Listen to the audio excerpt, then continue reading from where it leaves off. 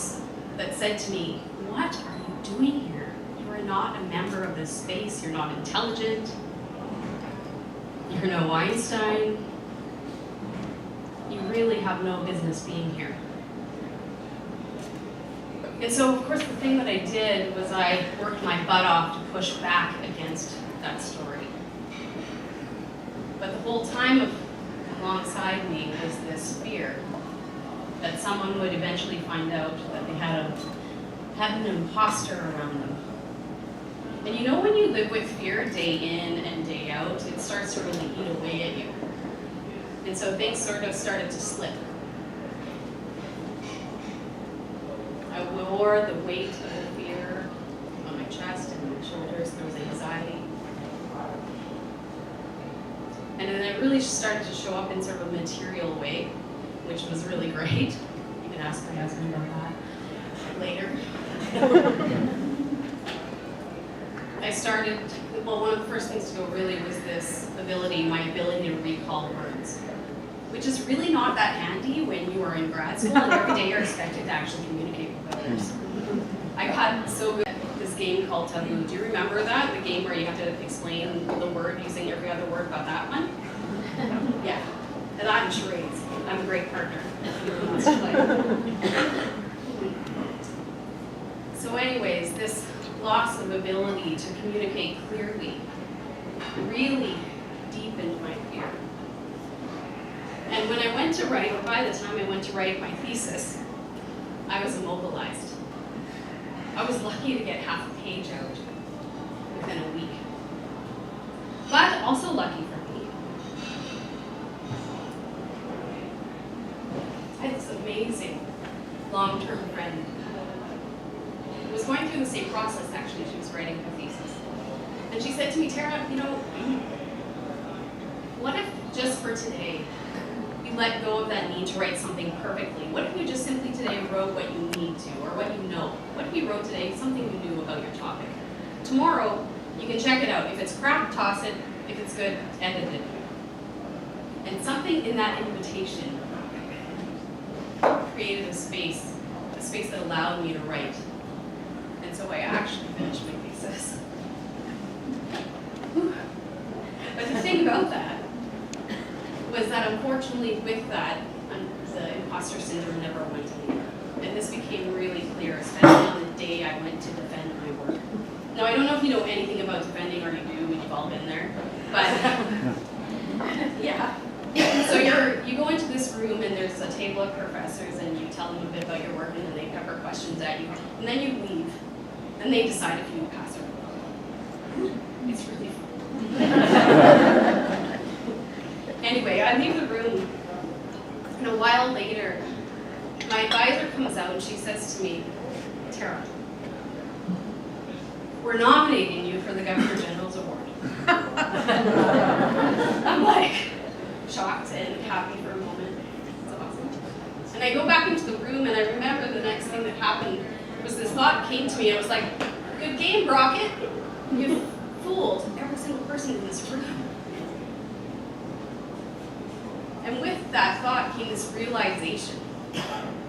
And the realization was this, that even in my most successful moments, even with the greatest successes I could possibly have, even in those moments, I could not silence that voice of doubt. I could not quiet it in that need to prove myself. And so I felt something crack. Because I was worried about whether or not I could live the rest of my life feeling this way. And it's kind of a funny thing to be in this space where you believe more in your ability to fool other people, experts, no less, than your own right to be at the table with them.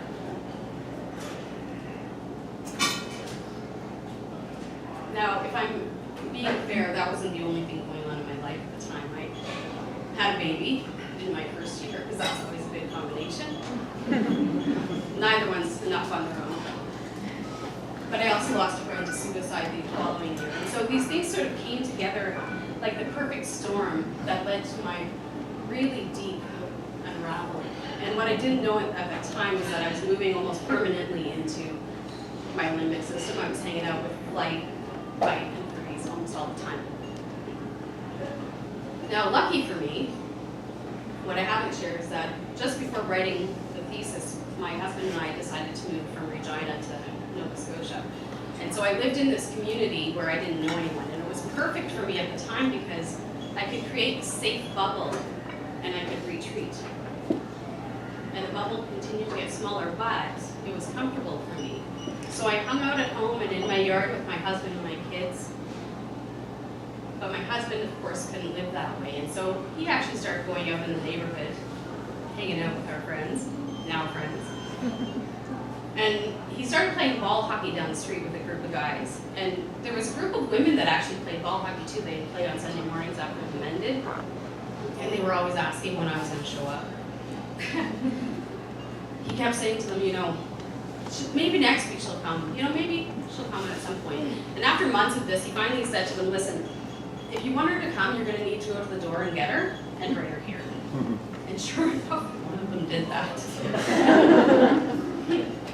So she shows up the next Sunday at my door, knocks on it and says, hey, we're playing ball hockey, let's go. And I don't know if it was my inability to say no to people or if it was my certainty that she would not accept no. There's a good chance that was there. But I got in her car and we went. And, you know, I think she saw that I was kind of freaking out, so she said to me, you know, you could just watch today. And Terra, this is really just a fun game. We're going to have a great time. There's no pressure. So we get there, and there's a woman getting out of the car in front of us. And she's got a hockey stick and a six-pack. Yeah, you think that's funny, but I'm talking about not beer, this. And I remember looking up and thinking, what the fuck did I just get myself into? That superwoman in front of me, like what? Anyway, she turned and looked at us and she had this smile and it was welcoming. And I remember my shoulders sort of easing. And I thought, oh yeah, it's okay because I'm not playing. There's no pressure here. And so I went and I watched the game. And what I saw was joy. And it was something that I hadn't felt in a really long time, and it was something that I longed for. So when they finished playing and they asked me to come back the next week, I was scared, but I did it. And I went again and again and again, and my bubble grew. And then somewhere along the way, I met this like rock star, super woman.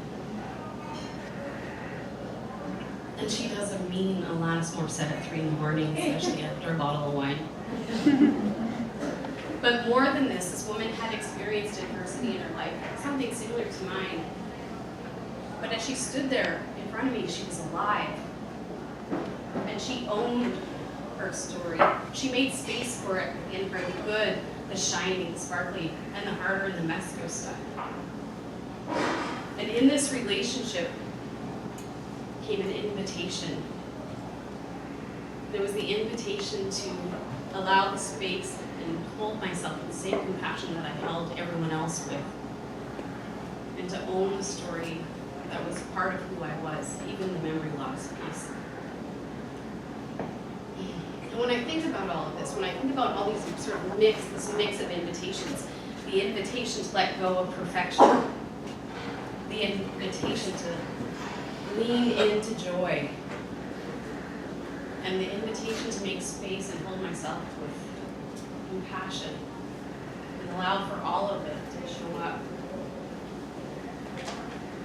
Somewhere in the mix of all of this, that bubble, I don't know if it popped or if it dissolved, but it was gone. And I stepped out into the world a completely different person. And what unfolded in front of me was deep and meaningful connection and joy